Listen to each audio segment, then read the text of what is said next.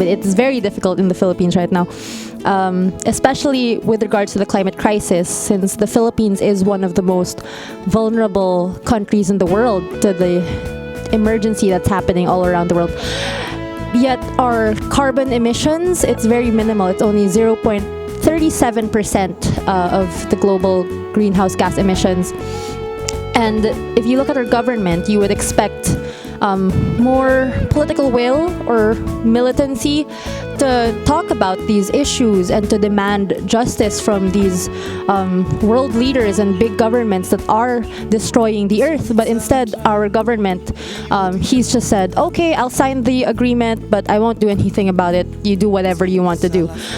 They're not going to send a delegation to the Conference of Parties 25, which would have been a good avenue to talk about climate justice and to talk about how these countries that are affecting and destroying the environment more need to step up and have more responsibility to solve this crisis, because they are the ones that are destroying it.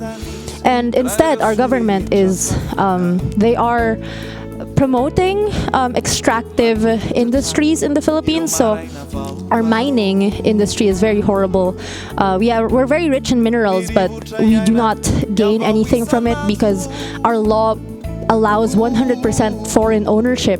So none of the mining industries in the Philippines are owned by Filipinos.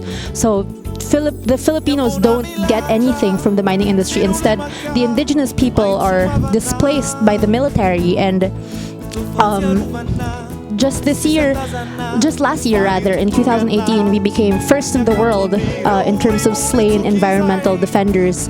And it's a dangerous time for environmental activists in the Philippines right now, because they are the ones that are being attacked. They are the ones that, not just through killing by the military, but also through red tagging or terrorist tagging.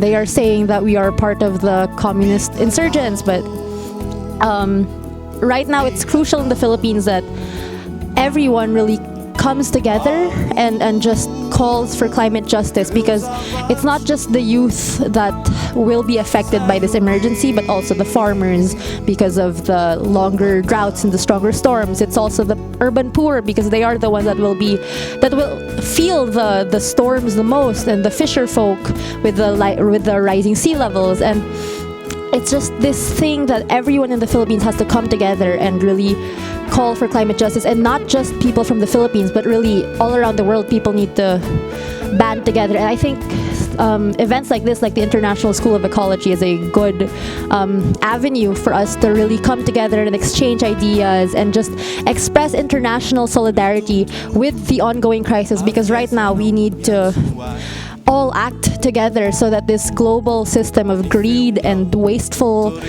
profit-oriented system can just stop. We all just need to come together and just tell the global leaders that we will not accept this imperialist plunder any longer.